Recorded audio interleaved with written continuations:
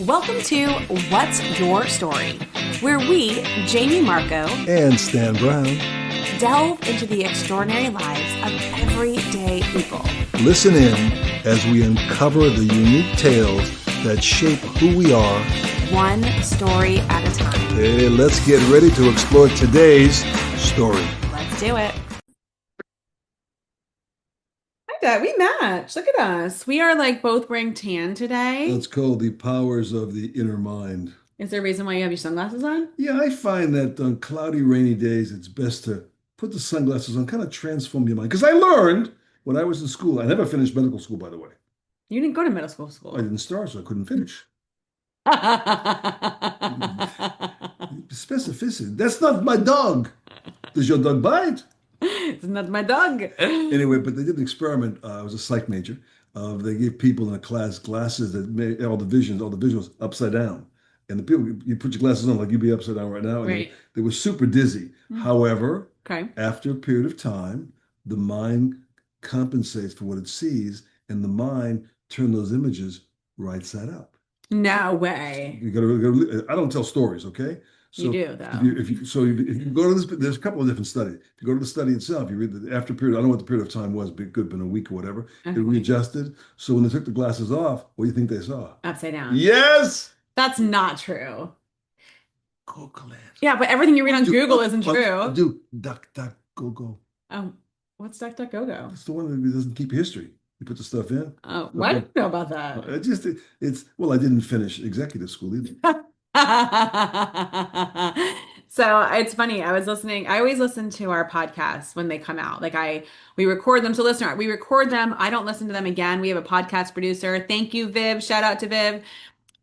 We don't listen to them until the day that they are released. I listen to them and then I rehear it so it can be more relative. They're unaltered. We don't edit it. No, that's we don't right. edit it. We are like unfiltered. Make it a while. And it was really interesting because I was listening to it. You're funny.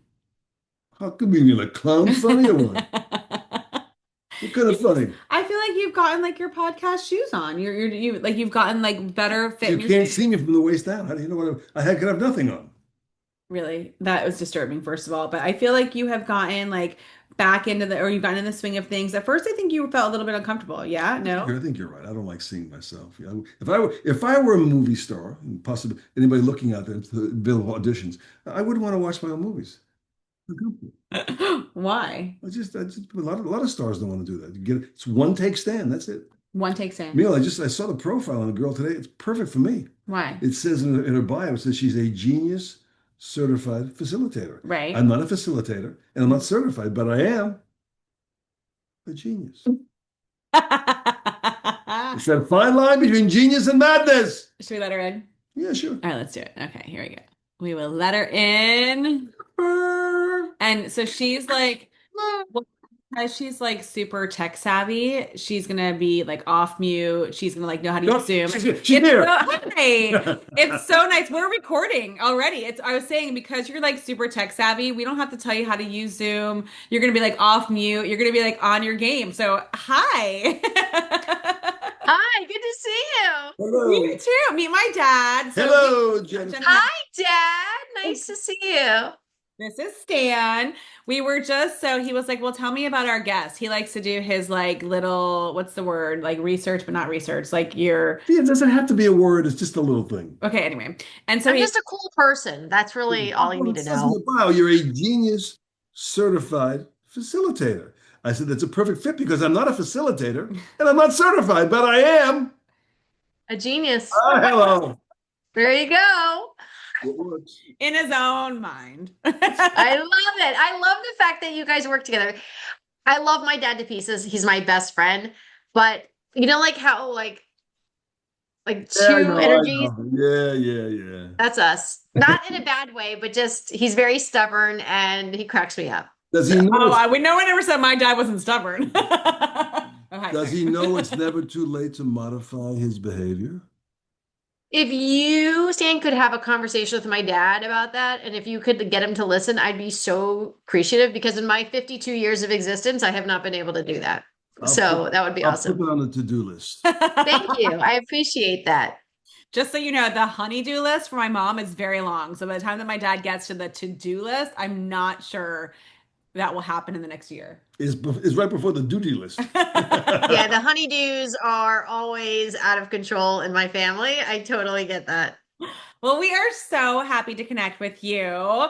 And we normally start off every conversation with the same question because we want to kind of know where you're at and meet you there. So we'll start off with this question, and then it's an organic conversation. Have you ever had a UFO That experience? is not the question. That's later. That's later. I'm sorry. I do believe in outer space, though. I do believe that there's something going on out there, Well, no your question. whole career is in inner space. So if there's an inner space, there must be, by contrast, an outer space. It's true. That's logical. I'm sorry. I can't. Thank It's you. okay. Okay. Jamie cracks me up. Okay. Has he met Jeff? He is known as his family his whole life. I knew Jeff when he was that tall. Yeah. So, listener, I Is- met Jen This is through a psycho. family friend. We met through a family. We were introduced through a family friend who my parents have known like his family forever. So, Jeff, if you're They're listening, neighbors. They lived in Country Club East. oh really? Yeah. I know that. So does he? Go ahead. Go ahead. Go ahead. There you go. So, what is your number today on a scale of 1 to 10? 10 being it's the best day you have ever had. There is not a worry in the world, which I know that you're like a business owner, a mom, a wife, and just a human living in this insane world. So, we're not expecting a 10 from anyone ever. To a 1 being that you should not have gotten out of bed and should not be peopling. Yes, I've made that a verb. I learned from someone else that you shouldn't be peopling. What is your number right now? My number's 145 I didn't- over 78. I'm sorry. Oh my God, sorry. But just on a quick side note, because Jeff, I used to date Jeff many years ago. That's why I wanted to share that part. So what is my number? Here's loss. I'm sorry. My number, I would say today is. It's funny. I can slice and dice it different ways, but I'll say it's like an 8.5, 9. And the reason why, and if you would have asked me a few days ago, it would have been a lot lower. I've always been a confident, very happy person, very, feeling blessed in life, the whole 9 yards. I've had one of my children has been very sick inside and out of hospitals.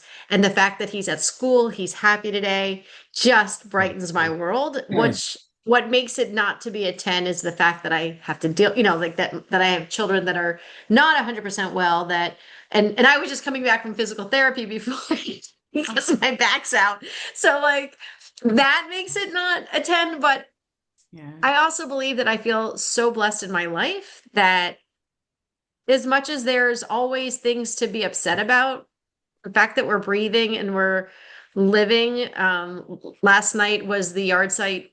I had a lighted yard site candle for my mom. It was it's my first anniversary not having her. And it's like, I'm alive, right? Like I'm alive. I have a beautiful family, great career. So Yeah. I know I'm giving you a long answer, but More people need to feel gratitude because whatever level you're at, there's always people in front of you with more and a whole bunch of people with less. You have to appreciate what you have. And exactly. And as I get older, it's funny, the things that bugged me earlier in my life don't bug me as much anymore. consequential. Yeah. Yeah, it's fascinating how it just kind of shows up. What's your number, Jamie? Oh, that we've never been asked back. That's a first. We've never ever been asked back. She's going to be difficult. Wow. No, she's not. We've had a few conversations. She is like my people. I love her. Oh, we're besties. We're besties now. I would say I just facilitated all morning, so I'm a little bit tired, but not. So my number was probably around like an 8.25, only because I went for like 4 hours hard facilitating, and that takes a lot out of me, but I'm really grateful. I got a good night's sleep last night. I've had some good food today. I get to do this. So I'm just a little bit like tired based on the fact that I just went for like 4 hours facilitating. So I'm at an 8.25. What about you, Dad? Well, my philosophy is people are multifaceted. When you say your number, which number? You mean gratitude number, health number, personality one? How Exactly. I That's why you could slice it a few different ways. It's true. Because we just came back from a fabulous river cruise from Switzerland to Paris. I was exhausted when we got back last Wednesday. Today is Tuesday. I don't know. Is it? Tuesday. I know. I had to think about that too. Get back into my yoga routine yesterday. So on one level, I'm a 10. Another level, I'm like a 10. And the third level, I'm about a 10. I love it. I And love hey, it. I'm hanging out with beautiful women. What are you talking about here? My God, ew. Now I'm your daughter. Now you sound like, You yeah. can still be a Anyway. beautiful woman. I had my hair straightened yesterday for I the day, so my hair see. is super straight. It looks so good. I love it. I put keratin in it, so it's like my hair is normally like wavy. It's like it looks like it's like nothing left of my hair, but I straight love today. it. Well, we're Thanks. so happy that you are, where you're at with your number wise. And like as you mentioned, your number can be different. I think they say that you're only as happy as your happiest or your unhappiest child. Is that what the saying is, right? You're only there's not some sort of saying. Maybe listeners can Yeah. me on that. But I'd love to kind of dive into that in a minute. But also, I kind of want to think that we should start at listen, your LinkedIn profile says working genius certified facilitator. Now, you Well, didn't, that's one of the things I do. It's one of the right, many things. but you didn't come out of the womb being that genius and being that expert. So take us back to where'd you grow up? Like take us back to where you grew up and what navigated you to where you are today. And we'll ask questions along the way. So where did you grew up in the Northeast, right? No, where did you Orlando, Orlando. Orlando, Florida. A cracker, a Orlando. cracker. Oh, sorry. So you grew up in Orlando and were there all the way through high school and stayed in Orlando? Okay. And that's where Yep. and then from there you went to school. You went to, where'd you go to school again? Remind me. I went to school out west, University of Arizona. Okay, Hmm. And got I didn't even want to go there. My parents didn't really give me much of a choice because my older sister went there and they thought it would be a really great idea for me to be close to her. Um, Building a legacy. we're best friends. We look like twins. If you see her one day, you'll be like, "Oh, hey, Jen," and everyone gets us How do we know this like is you? confused. How do we know it's I really know, you? I know. We look a lot alike, Jamie. And when you see, like, obviously, you see my personality. I will show you my sister's Instagram or whatever social media, and you're gonna laugh. You're like, "Oh, you're gonna laugh." You're gonna be like, "Wait a second, who's who?" That's how much we look alike. How many grades apart in school? You were a freshman. What was she? We were 2.5 years apart, but she was held back in first, and I was ahead in grade. So we ended up being in some of the same classes. It was really strange. Oh, wow. No Yeah. secret rivalry in college, I'm sure. Okay. No. So, well, she went to Arizona State. I went to Arizona. So this way we could at least be an hour and a half apart. And then I went to DC, then I was in New York, then I was in Atlanta, New York. That's where I had started two different companies. And then the last one that I scaled, I sold. And then that's what brought me down to South Florida because my whole family was in South Florida. And then I thought I was going to retire, hated it. And then people just started asking me to coach them to do what I did with my company. And so really what I just do is really help CEOs and their leadership teams become a high performing growth machine is what I do. So So what did you study in college? mix between computer science and management and information systems. Which, as you know, knowing how old you are and thinking about that major then, were you one of very few women that were in your course? Zero. Yeah. In fact, the running joke was I remember there was like a classroom of like 200 men, and I used to sit in the back. And two problems with that. One is they always knew if I was missing. Two, like, and it was like, when you were there, it was easy for him to call on you because he didn't know anyone else's name, but he knew Jennifer because it was clearly no one else's name. So it was, I would definitely say it was a little challenging being one of the few females in that environment. But at the same time, it opened my eyes to this world of men thinking that they're better than women. So I had to force myself to make sure that I was number one in the class. It also forced me to understand that you can do anything and just ignore the noise. And so when people talk about glass ceilings, I don't believe in it. I really don't. I don't believe there's such a thing. I know I'm going to be a little controversial here, but I'm such a believer. Like you just be confident in yourself and you'll win, period. How'd you So, gravitate to such a field, which was really, I want to go into computer. Well, what's a computer? Yeah, because back then it wasn't, we wouldn't even have half, I'm not saying back then, we're about yeah, I was programming on mainframes. What happened is my dad was a rocket scientist. I can actually say that. like And literally a rocket scientist. We used to joke about that. He's a rocket scientist. Your dad that's actually why I laugh. I'm like, no, he really did. He literally studied and he got his master's in thermodynamic engineering and then ended up at Rocketdyne and Exxon building engines, like spaceship engines. I remember he cried when Elon Musk was able to repurpose the booster rockets. It was the craziest experience. No, and then he became a programmer, but I was always really good at math and science. My dad, I was the boy he never had. I never had Barbie dolls. I was always tinkering with electronics. I thought I was going to do some kind of engineering stuff. And then, but I always knew I was going to be an entrepreneur. So he said to me, he's like, well, why don't you try a computer science class? See if you like programming. And I did. I liked it. So that's kind of how it went. Wow. And then so you graduate with that degree, and what came next?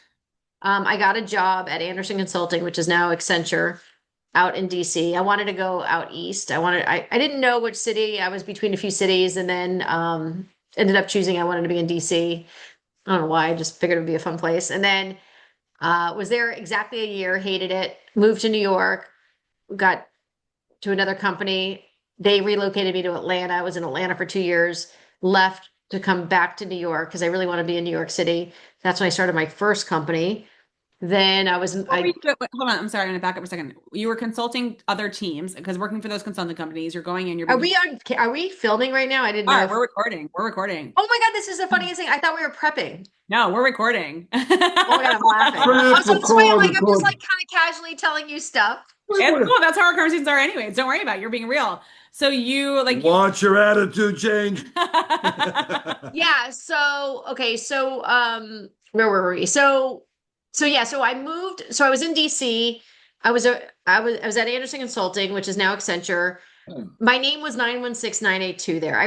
It was not the right place for me. I found myself, it was just a big, it just was just not my vibe. So then I moved, at the time, my family was in New York. So that's what brought me back to New York. I started a different company. It was called SimSoft. I was designing interactive voice response systems for labor unions. Totally random way how I got involved in that, how I saw the I opportunity. don't even I know was what you just tinkering said. with telephony. I don't even I'm know what sorry. I don't even know what you just said, but it sounds cool. I was like, you were doing what? Do you know what that She is? didn't know either. So okay, so I know this was like back in the mid 90s. So when you think about your telephone, like you call and you get like your bank balance on the phone, like you Yeah. get like an automated person. I mean, I know this is like so old technology now, but back in the day, that was really, really new Cutting edge. technology, and that was called telephony. It was like the new thing. And so I just thought it was a really cool concept where you have this data sitting on your computer and you have obviously telephones. How can you connect your telephone line into your computer? And there was this company called Dialogic. Eventually it was bought by Intel, but they had created these, again, I'm getting really technical here, but these boards that you could put into your computer that connected the telephone line, and based on how the telephone would ring and pick up, so you knew, like, it would just it's crazy. Like, it was like a whole thing that I had worked on. But I learned in that first company, you really have to love what you do. Um, I wasn't very passionate about it. I'll be the first one to admit I was chasing the dollar. Absolutely chasing the dollar. Wasn't passionate about that industry at all. Nice people, just not interested. So I ended up, I'll still say I got rid of the company because I didn't really make much. I mean, I made good money, but I didn't really sell it for much. Anyway, from there, I ended up going to a company called, where was I then? I was at Sapient. That was a computer consulting firm. So then I got involved in a great company, fantastic culture. I take so many of the culture nuggets that I learned there into my world today. And then as soon as I got there, they relocated me to Atlanta. So that's how I got to Atlanta for 2 years. And then I knew then I really wanted to go back. Oh, you know what I realized? I'm so sorry. I started that company after Atlanta. So I went to Anderson in DC, then moved to New York at Sapient, was there for a couple of years. Then I really wanted to start my first company or do something. I wasn't sure what I wanted to do, but I wanted to do it in New York. So that's what brought me back to New York. Then I got involved in some different .coms because then the .com started kind of heating up. The late And 90s. then let's see what else happened. Then 9/11 happened. Also my birthday, fun day that day. And it was interesting because so many companies lost data that day. I mean, they lost their lives. I mean, it was a horrible day on so many factors, but soon after, and again, I was still really looking at new technology. Like, just there was so much going on IT wise. And at the time, this is now 2001, 2002, it really was 2002 now.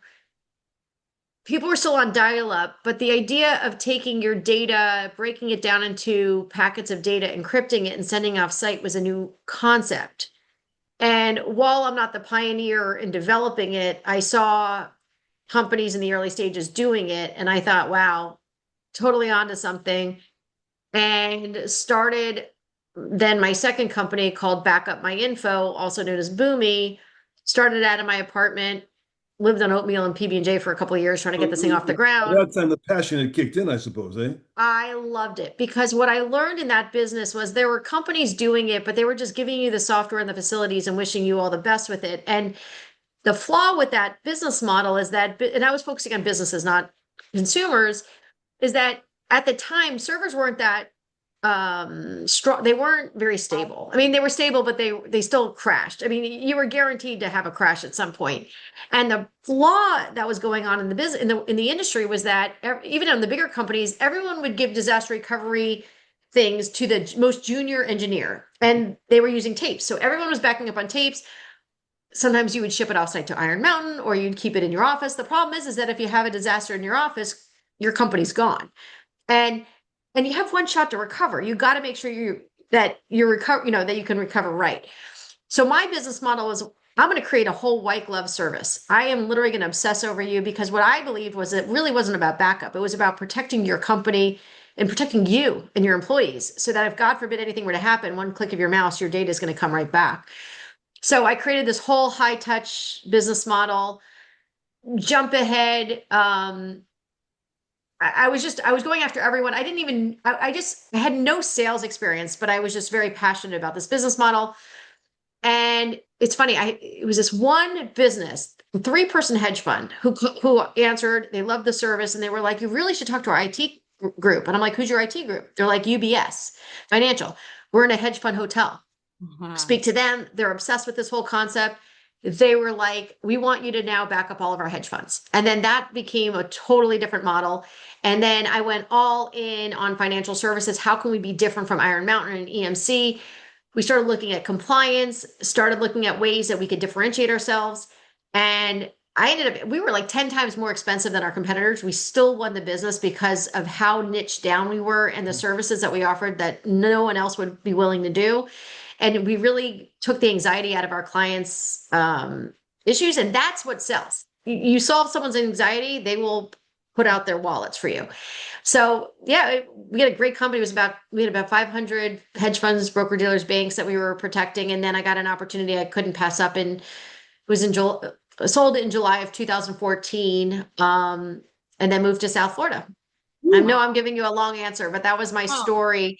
And what I learned is that there's 2 types of retirement. There's financial, business. Financial retirement is great. Business retirement is the absolute worst. But yeah, I had a great team. I miss everyone. I still keep in touch. And yeah, that's my story. Single or married at the time this was all going on?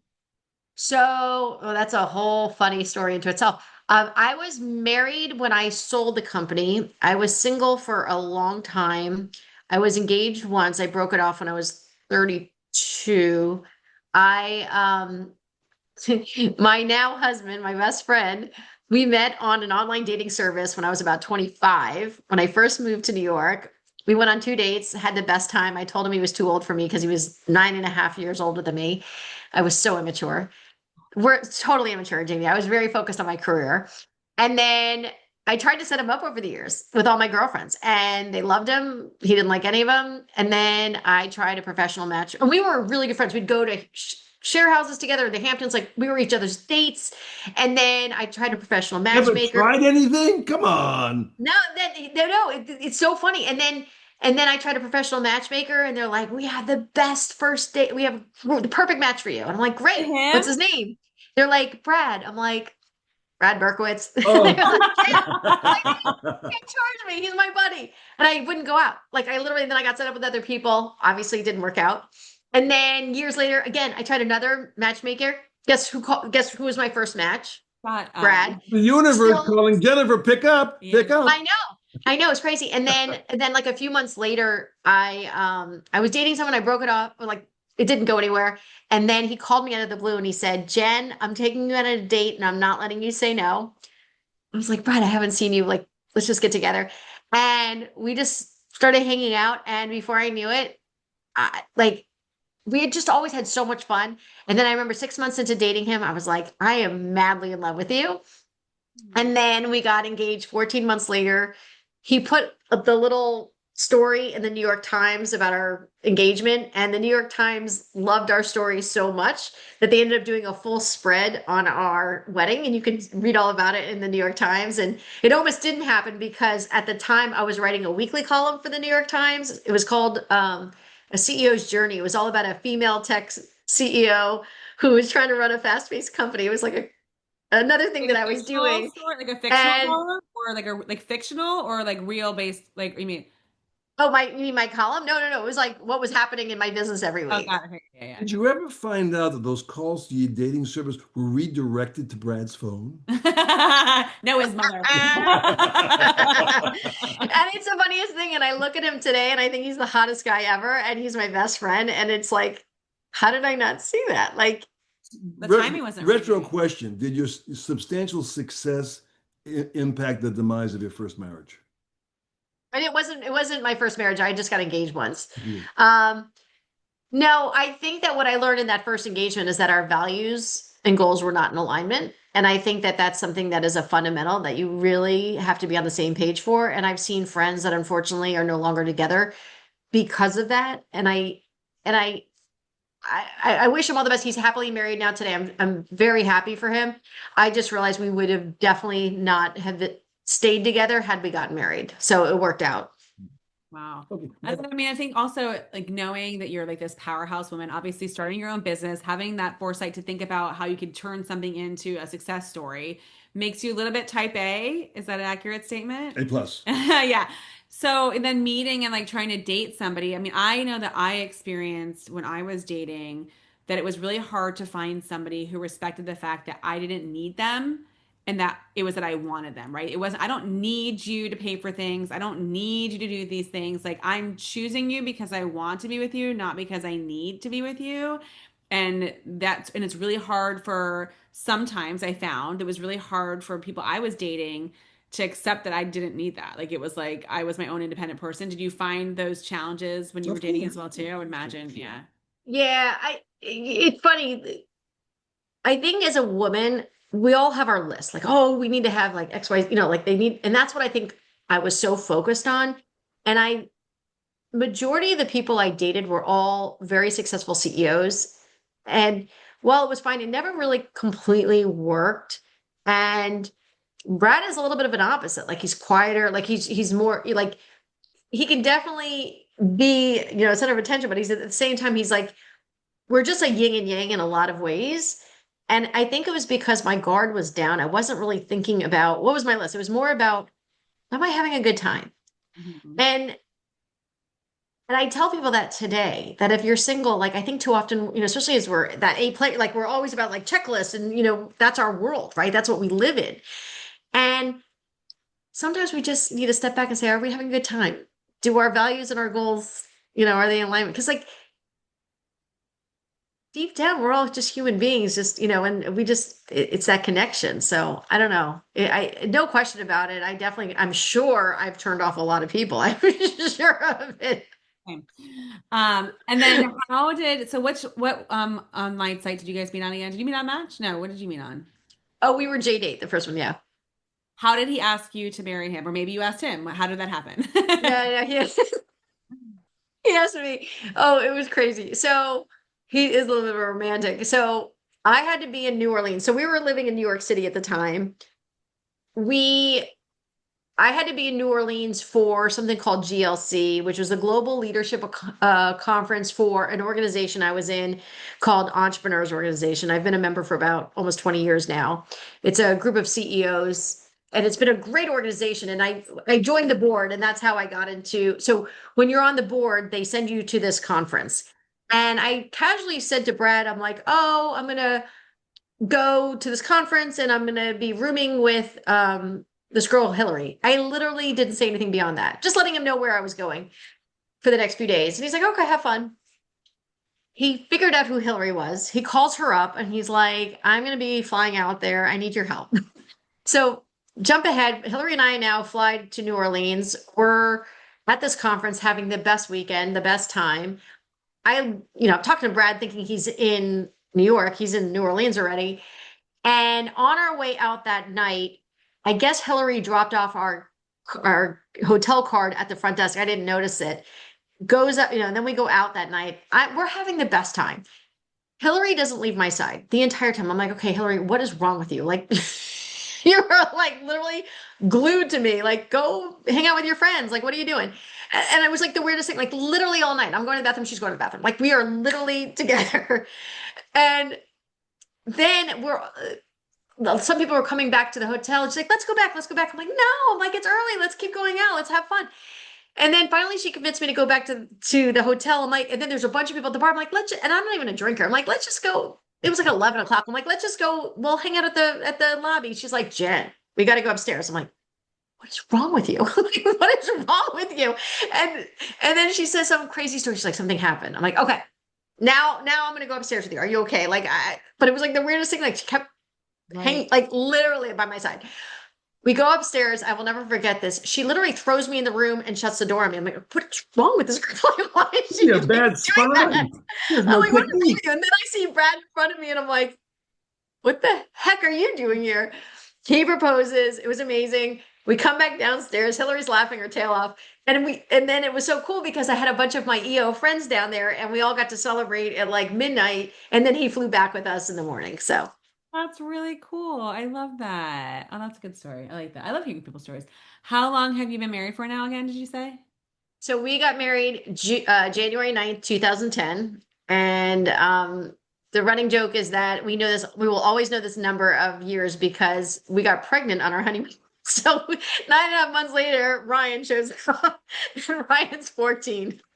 Oh my God, that's funny. Wait, we're not too far off from you.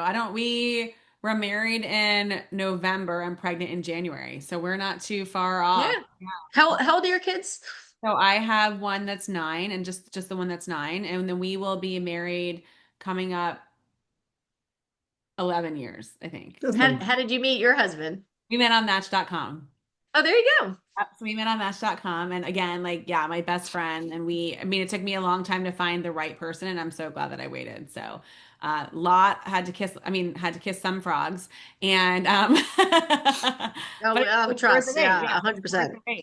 So then you retired in what year? 2014, I was 40.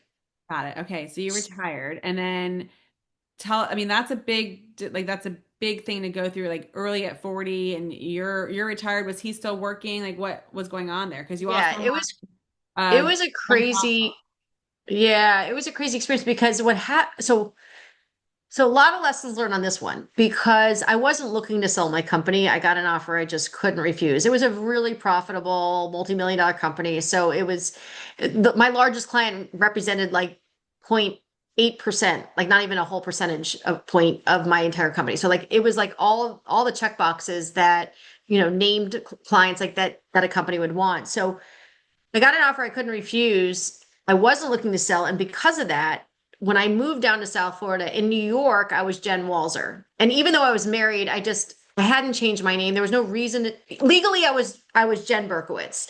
But because I was so involved in the industry, Jen Walzer, I was running my New York Times column. Like I couldn't just change my name. But so then when I sold the company and I moved down to South Florida, I said to Brad, I'm like, there's no reason for me to keep Jen Walzer anymore because I'm not working. Might as well be a Berkowitz, And so we moved down to South Florida. I'm sorry? You killed her.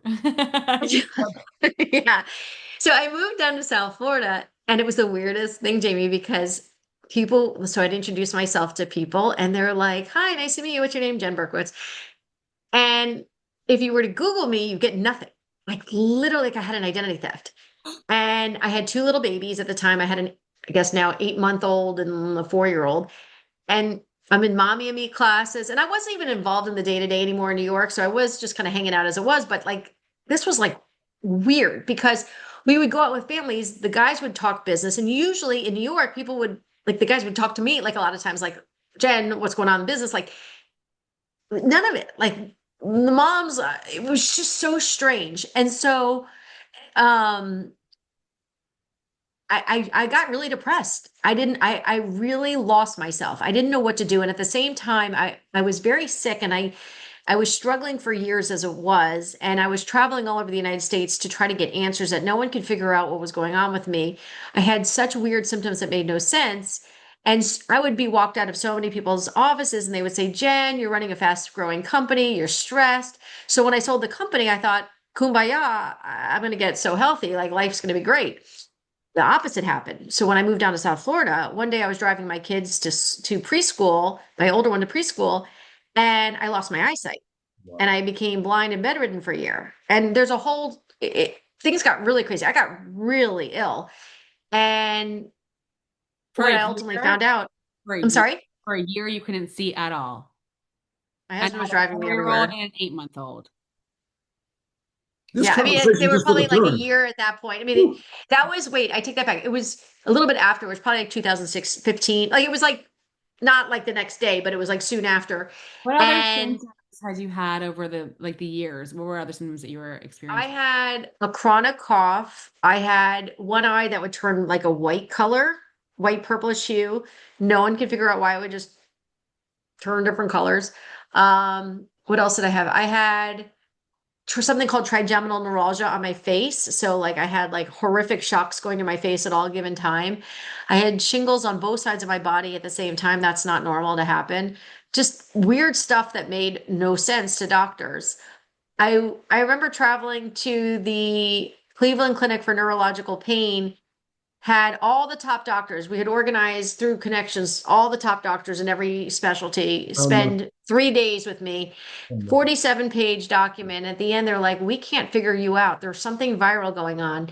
Not one person, not one, not one person thought, huh, maybe we should give her a Lyme test. I moved down to South Florida. I through Brad's one of Brad's best friends was the chairman of the board of the Global Lyme Alliance. He's like, Jen, you probably have it. There were a lot of people kind of starting Sure. to put that buzz in my head. So I called the Global Lyme Alliance. I'm like, who's the top doctor in the country for this? And they said, Dr. Ligner. Make an appointment. He's in New York. I go fly up to New York and takes my blood. I go back home, wait a few weeks, come back, or he calls me up. He's probably about 70 years old. And he goes, Jen, you are so positive. You got 9 positive bands. And people thought I had MS and it just never manifested itself. He said, Jen, I need you to fly back to he was in Connecticut, I think, or New York. He's like, I want you to fly back to get a spinal tap. I don't want you to do it in Florida. I want you to do it up here. Fine. Get the next flight out. We go up Now, there. question: were the symptoms intermittent or constant? Constant, constant. And so then I got the spinal tap. And I say this because of his age, because when we got the results back, he said, Jen, I could count on one hand in all of my experience doing this of my whole life, how many tested positive in their spinal fluid line. You're one of them. I'm I sick. think it was like his number 4. So I started antibiotics. Then I started antibiotics on a PIC line, and I was on a PIC line for like a year. I got better, and people always ask me, what was it that got you better? And I said, you have to have a North Star, and I think this is everything in life. We had moved to a community, a gorgeous community here with a whole big tennis program. I'd never really played tennis in my life. I was always like a dancer or cheerleader, other sports. And I said to my husband, I said, I'm going to learn how to play tennis. You have to realize I have a PIC line in my arm. I'm like, I'm going to learn how to play tennis. I'm going to get better. I'm going to get my eyesight back and I'm going to play tennis. As things started to progress, I got the PIC line out. I remember seeing this coach, Adrian, and I said, I probably can last 5 minutes on the court because I had no energy. I said, but you just have to trust me. I'm going to figure this out and I'm going to become captain of your tennis team. He's like, I don't know what you're talking about, but okay. I would show up. I'd last 10, 15 minutes, whatever I could do, get home, rest. That was like April, September. I became the captain of the beginning girls tennis team, played tennis, and now I'm on the strongest team in our community, the A3 team, on a very competitive tennis team. I'm not captain anymore because I'm not interested in it, but I really believe that if you really believe in something and you focus your heart to it, you're gonna make it happen. And so I I still have issues today with my health, but I am such a believer that you have to have a North Star. And that's what I tell my son who's been ill. It's all about having a North Star. Like he's a competitive tennis player. I said, okay, pick a day when you want to get back on the tennis court and play competitively for the USTA. That's going to be your North Star. And he's like, you're right. I'm like, it's going to happen. You're going to get back into tennis. So yeah, life is interesting, isn't it? So many questions. Where'd you, Um, where were you living when you picked up the Lyme disease? You remember, was it New York or something? Or how would she even know? She had suffered from for it's years. usually in the woods and stuff. Were you hiking? Were you outside a lot in the woods or no? Um, they think I might have gotten as a kid at summer camp, but it never manifested itself. We have no idea. I will say that I was upstate New York. It was in 2003, and no, everyone says it was too soon, but I remember so weird. We were upstate New York at a family reunion, not even there for like 2 days. I walked into an ammonia smelling bathroom, and when I tell you guys, the ammonia was like deadly. And there was no other bathroom forever. So like you were kind of screwed if you had to go to the bathroom, right? So I remember going in there, going to the bathroom, and I'm leaving. And I remember saying to my mom, I have the worst headache. Now, this is someone who's never had a headache in her life. And I'm like, I said, it must have been the ammonia. Jump ahead later that day, my headache won't go away. We're like, I'm popping pills. I'm like, what is going on? And then I remember half my face started like going on fire. Now I'm back in the city. My best friend's like, Jen, you got to go see a doctor. My doctor is like, maybe you have Bell's palsy. But my face looked the same. Bell's palsy, your face drops. Mhm. She probably should have taken a Lyme test then. She didn't do it. She sends me off to a neurologist. The neurologist sees that I have inflammation in my brain. That's where I started getting the trigeminal neuralgia. And then had she maybe I got it then, given me antibiotics then, maybe I would have gotten better. Maybe that would have changed the course of history for me. Who knows? I don't know. But that Dr. Ligner saved my life. Wow. I was really glad that he didn't automatically start me on meds because the typical meds is, I can't think of what it's called, but because of the spinal tap, they found that my spinal fluid, the pressure was dangerously high that had we started on that med, I would have been hospitalized because it increases your spinal pressure. So many things that he did right, I'm very grateful for. Found your Dr. House when he left. Right. So, I and needed Dr. House. well, mine's is caused by ticks, right? Is that Yes. that's like would be It's would have been transmitted. transmitted by that? And is it a neurological? It's everything. It's The trigeminal, yeah. In fact, it's also known as the suicide disease. A lot of people won't live because the pain is so horrific.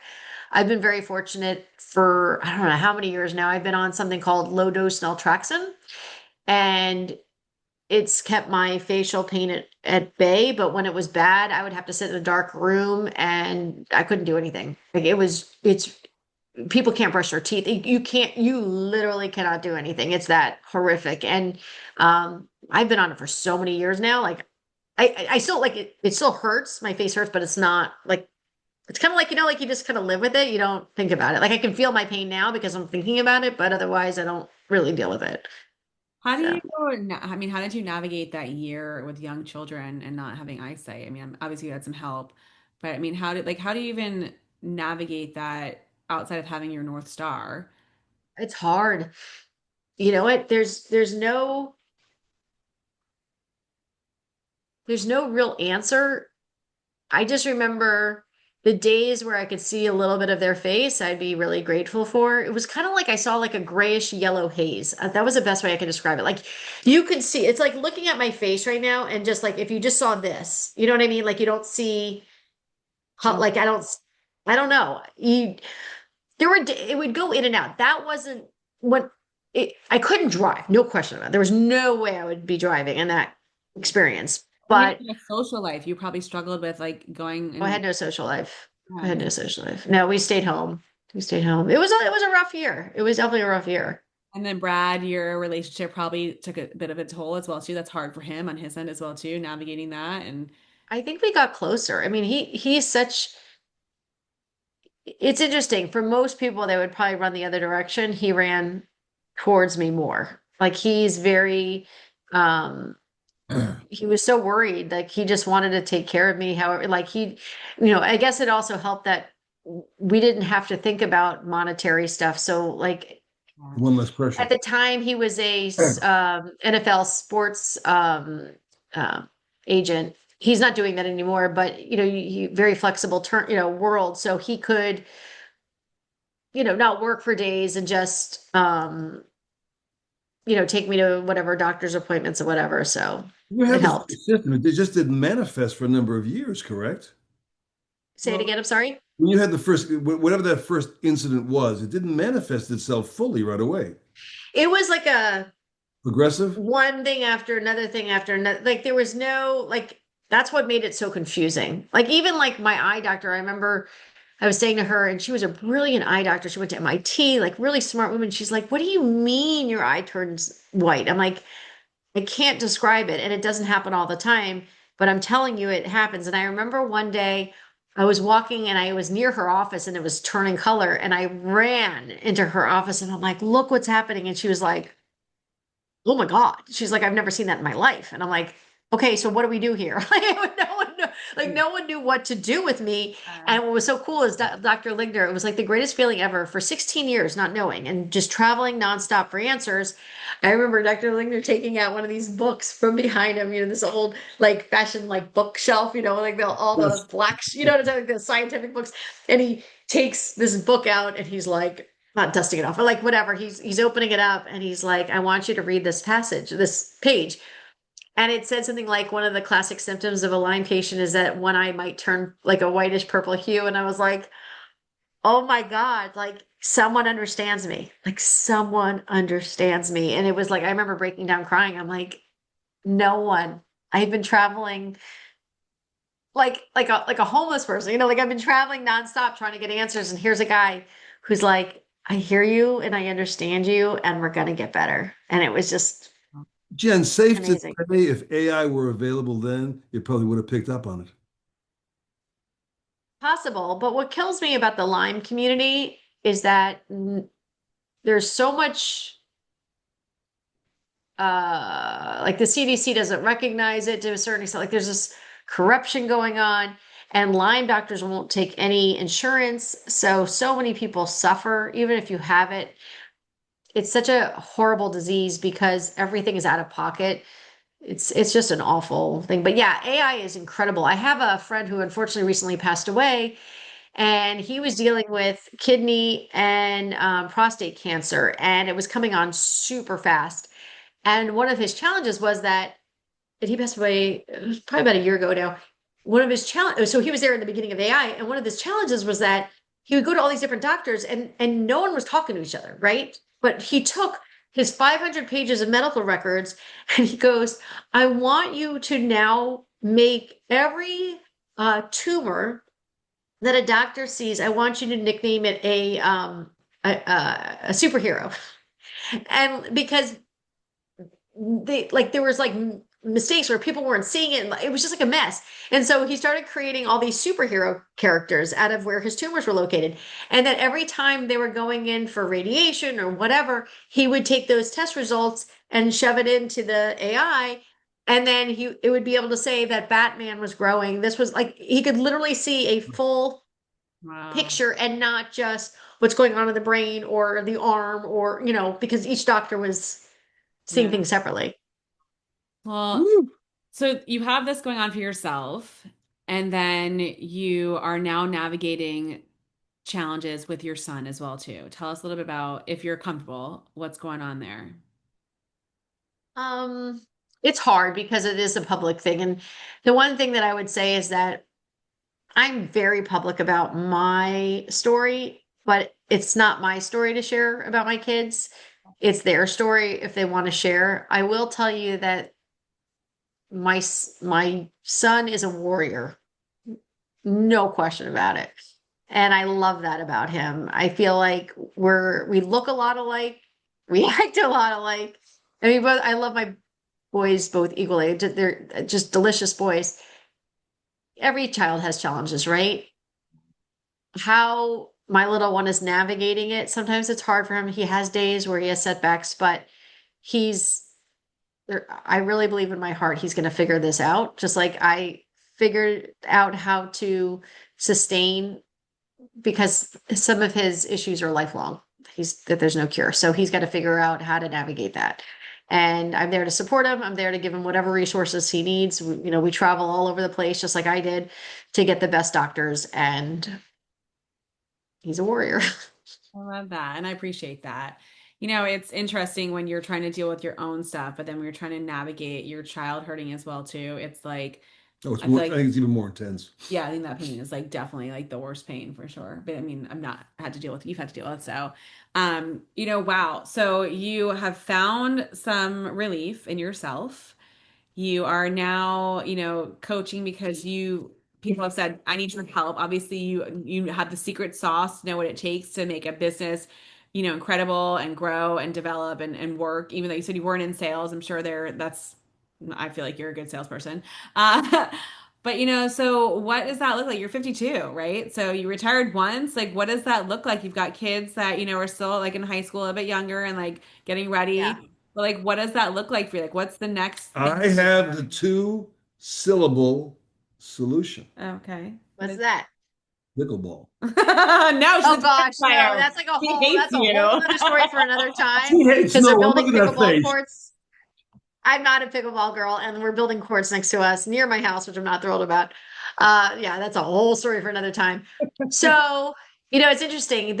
So when I turned 50, Brad was turning 60. We're 9.5 years apart. And I had this like wake up call for myself. And I said, okay, I sold my company at 40. I'm now 50. I've been coaching now for 10 years. So I was having this dialogue with myself.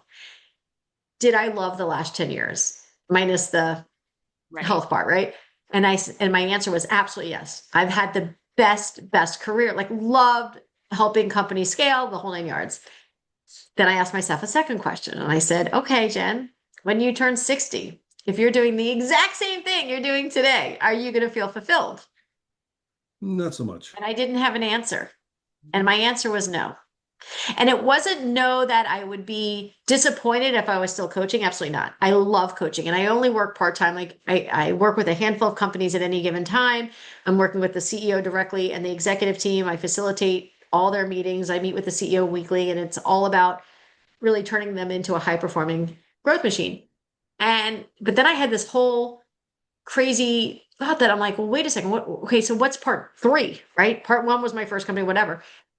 And I had this like epiphany and I said, if God forbid I'm not here tomorrow, what legacy am I giving my kids of everything that I've learned in my life?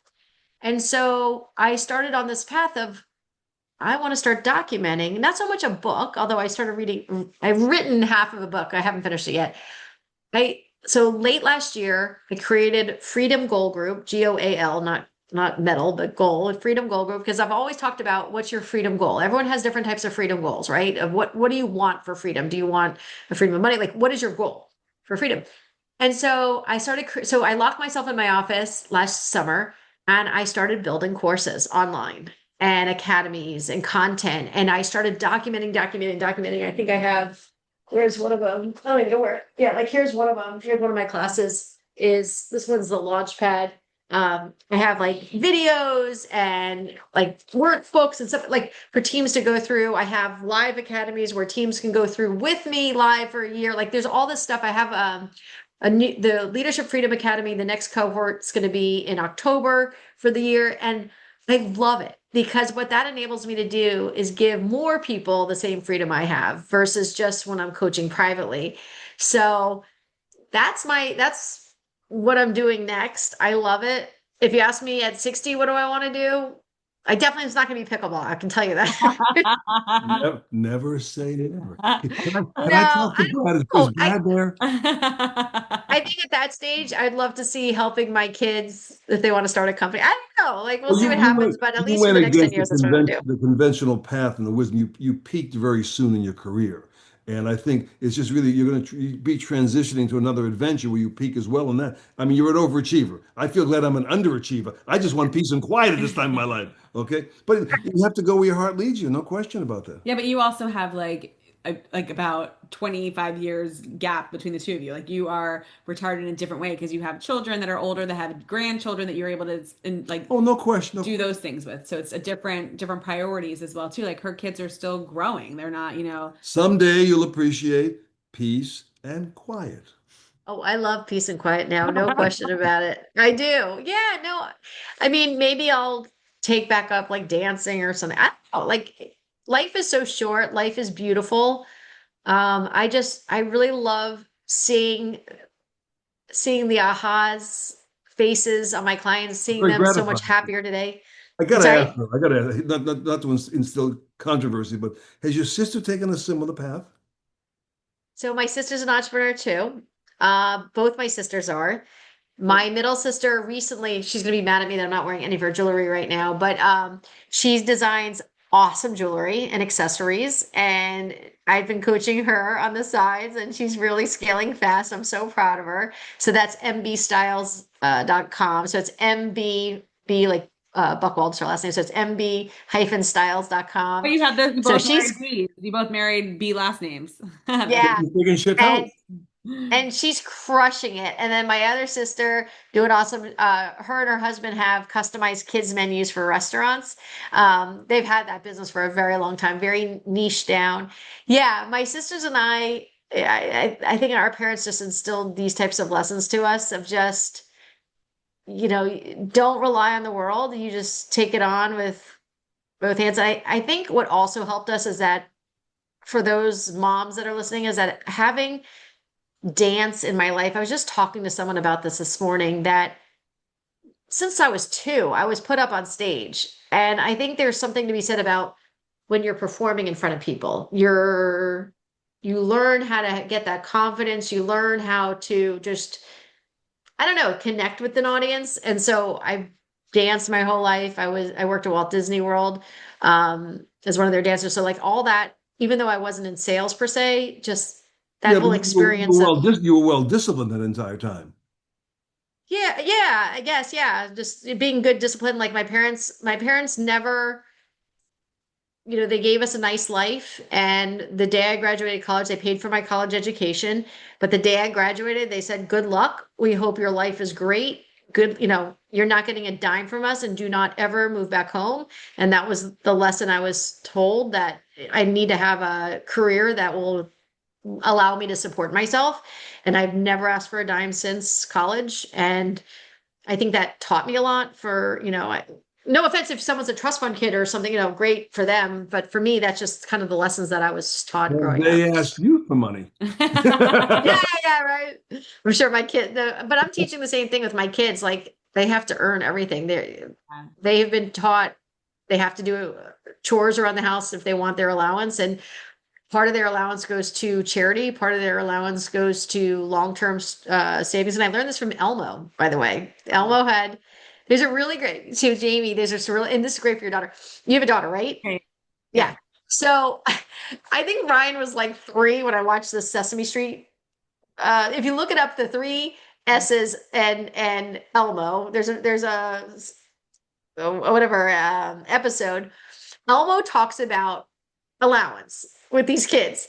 And again, this is we're aging ourselves because we didn't have credit cards, all that, now we have today. But the whole idea was as you set up 3 jars. And I did this for years with the physical jars. One jar is for spending, one is for sharing, and one is for saving. And the idea behind it is that I've done it where every year, whatever their age is what their allowance is. So if my 14-year-old, he gets $14 a week. He has a laundry list of chores. He's got to walk the dog every day. Like he's got a whole bunch of make his bed every day, do the dishes, whatever. And every week, every Saturday, he gets his allowance. Out of the $14, 10% automatically goes to the save jar, and 10% goes to the share jar. And when they were little, they would rack up money into their share jar. And so when they would have fundraisers at school, or we'd go to Publix for the Thanksgiving turkey or whatever's going on, I would say, hey, would you like to use your share for this? And then the savings, they've never been able to touch. It's funny, I don't even know how much is in there now because it's been going on since each of them were like 3 years old. I've converted it now into greenlight.com. It's a credit card, but it still allows you to do the same thing. But it's great because what I'm teaching them, and I was telling Ryan this the other day, I never want you to understand what it's like to live on 100% of your salary because you should never, ever live on 100% of your salary. Best piece of advice I can't my co-counselor when I was my first counselor job in after high school, she was a much older and she said, Jen, the best advice someone gave to me was as soon as you get your first job, immediately ask them to take 10% and put it in either the stock market, like just, and not even the 401k, like not that stuff, like your own, just put it elsewhere because you'll never know what it's like to live on 100%. You'll just know that 90% is all you have for money. And I've always done that. In fact, I think I was able to start with like 20 or 30% out. And that lifestyle has always helped me because when I was ready to start my company, when I had to go do things, I had started a company in college. It helped me to get furniture for my first apartment, right? I was living on like my little single bed and a nightstand. That's all I had. But I was able to start my first company and not have to get salary or anything for 2 years because of it. I had to live on in credit cards and stuff to keep going, but eventually I was able to pay myself back because I believed in this business enough, and it helped me with my exit. But yeah, so those are the little things. I've got these pickle jars that we like save. I've saved them. Yeah. I am Patemti pickle. So I shouldn't. Full on doing that. I was listening to Oscar the whole time. Yeah, I actually, Jaime, on social media, I actually did a post on like a video on this too about like this whole idea. It like works. It really works. Oh, I'm totally sharing that. I'm gonna find where'd you post it? On Instagram or where'd you post it on? It's probably on Instagram too, but it's definitely on like I know I definitely have it on TikTok. It got a ton of views because of it. I refuse to put TikTok. I'll find you. I'll find it. It's probably on social media. I guarantee it was on Facebook and I find it but I explained the whole concept of how I do it. I love it. I'm doing it. Jen, did your mom have a career or was she a stay-at-home mom? She was an entrepreneur too. So she was a stay-at-home mom. But she was an artist, but like she was a teacher many years ago before I was born, but she was trained as an artist. And then I remember growing up, she had something called Penny's Originals. Her name was Penny. She had, I don't know if you remember, Jaime, like all those, wait, I think you're much younger than me, but there were these barrettes that were like a hit in Orlando where they were either like with the ribbons. Yes, yeah, the ribbons or like the hand-painted barrettes. Yeah, we're not that far apart.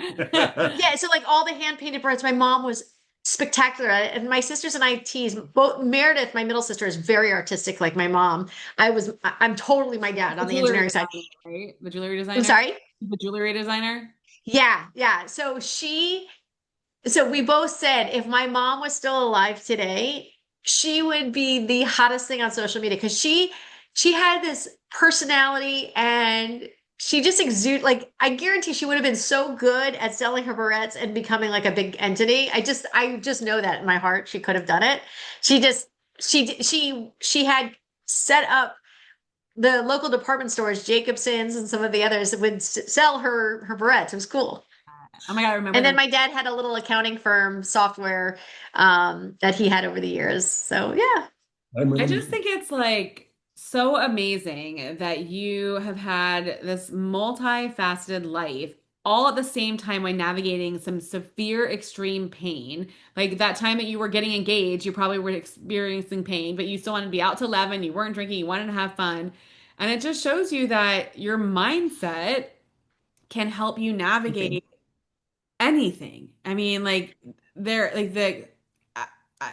I don't even know what to say. I'm like almost like speechless. I think it's an incredible what you have done with such a tremendous challenge in your way, but you were like, screw it. Like my North Star, I'm going to coach this tennis. I'm going to get through this. I've got 2 little boys, an amazing husband. I don't care. I'm going to build a business. I'm going to be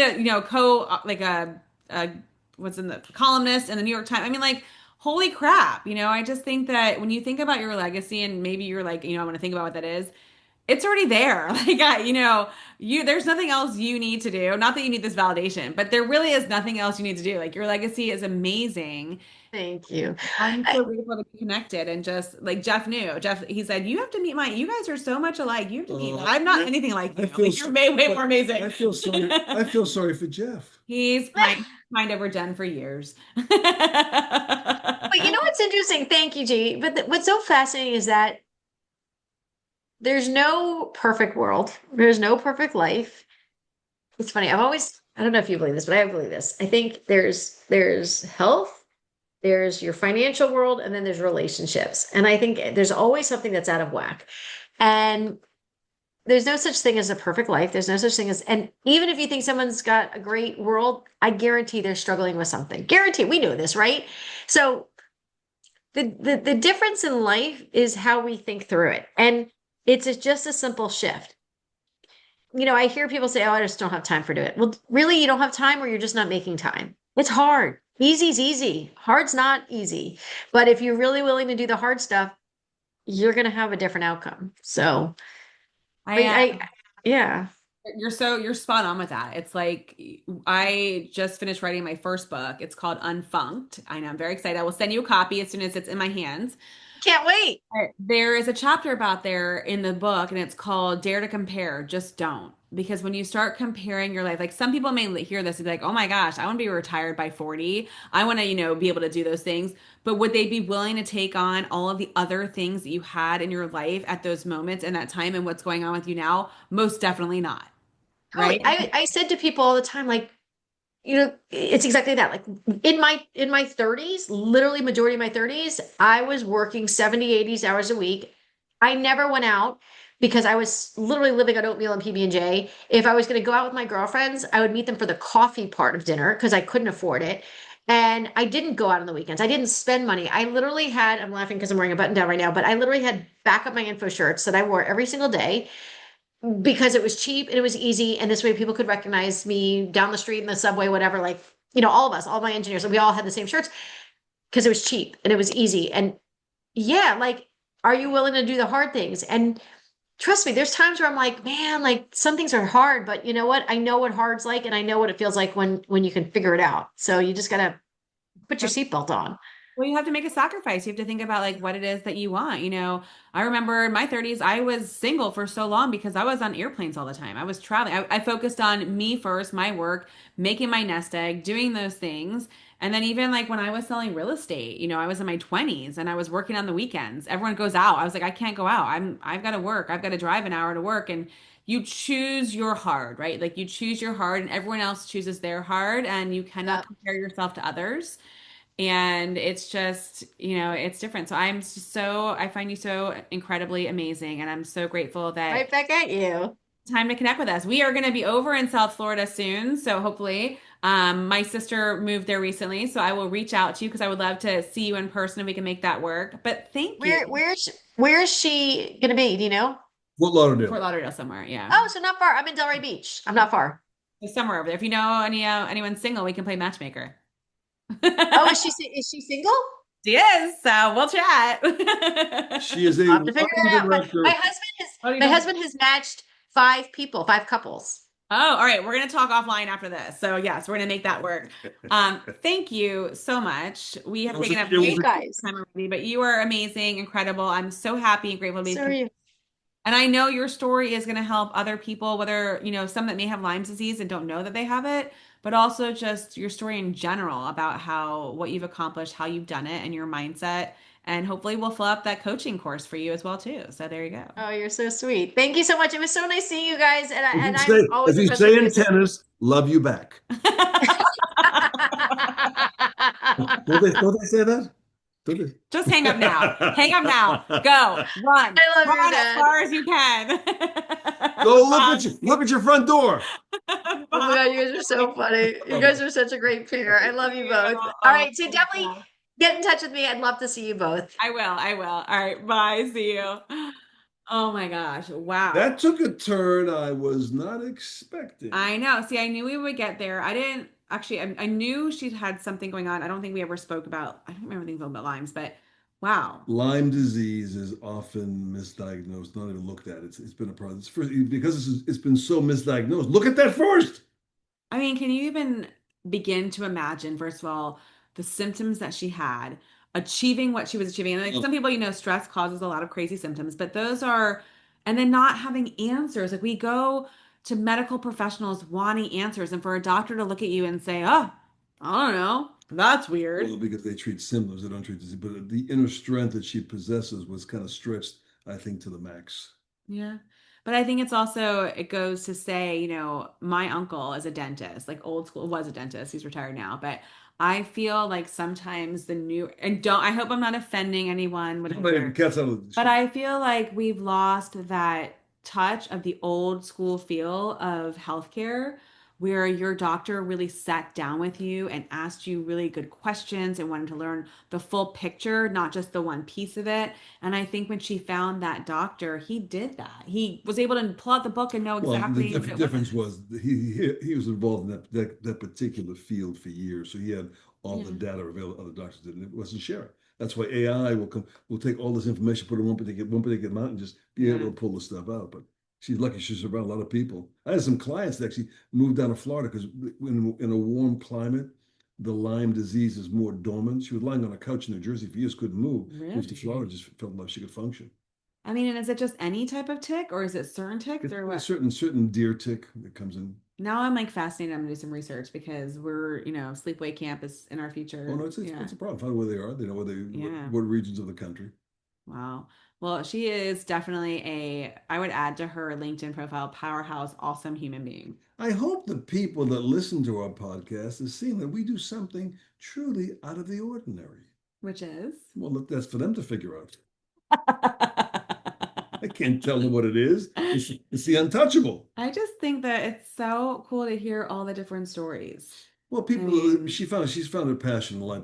I've told you for years, in life, life is kind of like a progressive line. Wherever you are on that line, there's people in front of you, and a lot of people behind you, whether it's for wealth or health or success. And again, like I said before, focus on where run your own race, basically. Don't let other people behind. Don't let them alter your path. Just go forward and do what you got to do for yourself.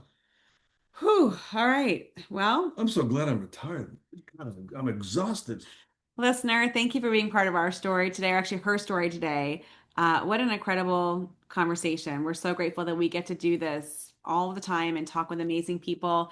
Listen, someone once asked me, do you only talk to people that have, stories of like whatever, Anybody. we all have stories. We all have different stories we can tell. You can just tell a story. We would just like to connect with people and make life real again. Can we do a podcast on the benefits of napping?